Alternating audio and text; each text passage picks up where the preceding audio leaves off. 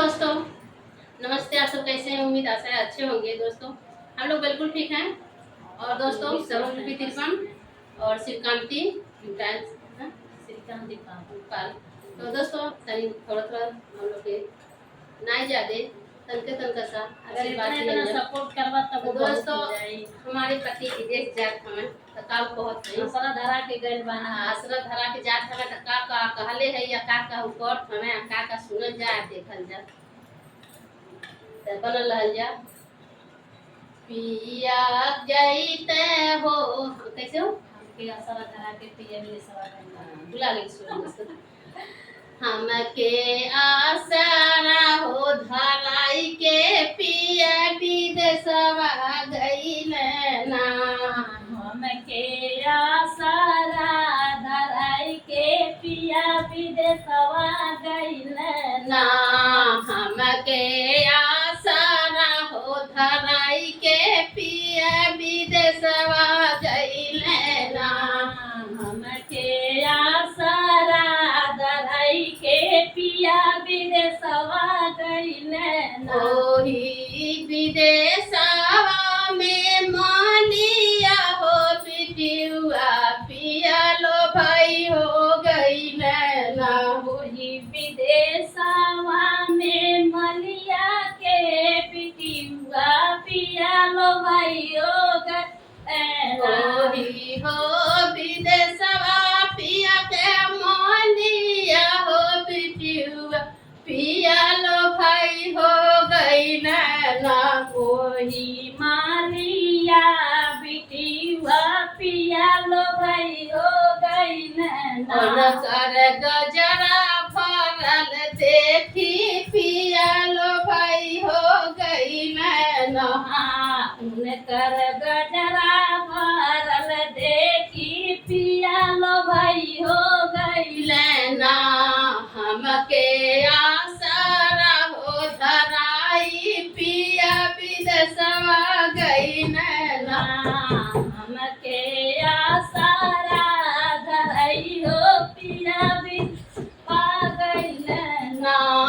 पिया विदेशवा गई ना पिया विदेशवा गई ना पिया विदेशवा गइल ना हो पिया विदेश गइल ओही रे कोई महारा के बिटिया देख लो भाई हो गई ओही विदेशवा में महारा के बिटिया पिया लो भाई हो गई ना कोई महारा बिटिया देख लो भाई हो गई ना कर फोरी घरिया हवा लो भाई हो गई ना उनकर भरल गाड़ी हथवा हो लो भाई हो हमके आसरा हो धराई पिया विदेशवा गईल ना हमके आसरा धरई हो पिया विदेश आ गइल ना पिया विदेशवा गईल ना पिया विदेशवा गईल ना पिया विदेशवा गइल ना हो पिया विदेश गइल होरी विदेशवा पिया होरी विदेशवा में धोबिया हो बिटिया पिया लो भाई हो गईल ना वही धोबिया बिटिया पिया लो भाई हो गइल ना होरी धोबिया हो बिटिया पिया लो भाई हो गईल ना वही धोबिया बिटिया पिया लो हो गइल ना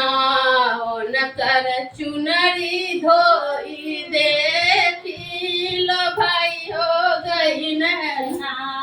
उनकर चुनरी देखी धोई हो लो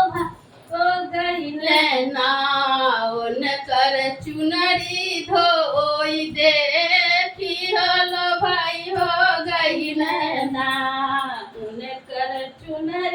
देखी धोई हो लो भाई हो गई नैना हमके